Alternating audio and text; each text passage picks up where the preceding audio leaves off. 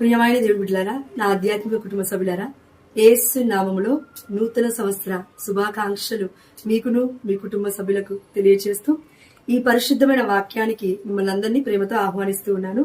దేవుడు ఈ రోజు మనకు ఒక గొప్ప వాగ్దానం ఇస్తూ ఉన్నాడు.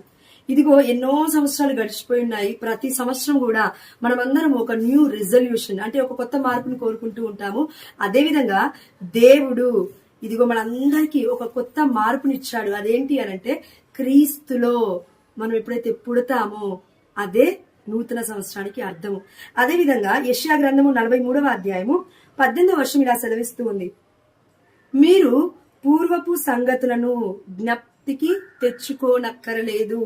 ఇప్పుడు నువ్వును నేను 2024 అయిపోయింది కదా, అప్పుడు నేను బాగాలేను కదా, నా స్థితిగతులు బాగాలేవు కదా, ఎన్నో డిప్రెషన్లతోటి ఎంతో స్ట్రెస్ తోటి పోయిన బిజినెస్ గురించో, పోయిన జాబ్ గురించో, కోల్పోయిన జీవితం గురించి ఆలోచిస్తూ ఈ 2025ను కూడా మనం వృధాగా ఖర్చు చేస్తూ ఉంటాము. సమయాన్ని మొత్తము ఇదిగో అనవసరమైన ఆలోచనతో వెళ్ళబుచ్చుతూ ఉంటాము. కానీ దేవుడి యొక్క వాక్యం ఏం సెలవిస్తుందంటే, ఇదిగో నీవు పూర్వపు సంగతులను జ్ఞప్తికి తెచ్చుకోనక్కరలేదు, పాత సంఘటనలను తలుచుకోనక్కరలేదు. ఎందుకంటే యెషయా గ్రంథము 43వ అధ్యాయం 19వ వచనం సెలవిస్తూ ఉంది, ఇప్పుడు నేను ఒక నూతన కార్యము చేయుదును. ఆమేన్, హల్లెలూయా. అది తక్షణమే జరుగును. ఆమేన్, హల్లెలూయా.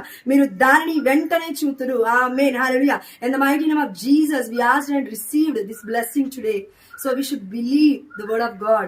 సో దేవుడు అంటూ ఉన్నాడు, తక్షణమే అద్భుతమైన కార్యం చూస్తారు. విశ్వసించటం ఎవరనైతే, నమ్ముటం ఎవరనైతే, నమ్మువానికి సమస్తము సాధ్యమే ప్రియమైన బిడ్డ. కాబట్టి విశ్వసించినట్లయితే ఆమేన్ అని నువ్వు చెప్పగలగాలి.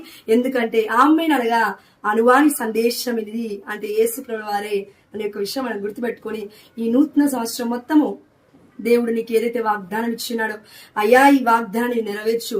2024లో నువ్వు నెరవేర్చలేదేమో, దానికి తగ్గట్టుగా నేను బ్రతకలేదేమో, అయ్యా ప్రార్థన జీవితాన్ని నాకు నేర్పించు, పరిశుద్ధాత్మ ప్రేరణను నాకు దాయిచ్చే, అయ్యా ఇంకను నీ కృపలో నేను భద్రపరుచుటకు గాను నేను ఎలా జీవించాలో నాకు నేర్పించు తండ్రి.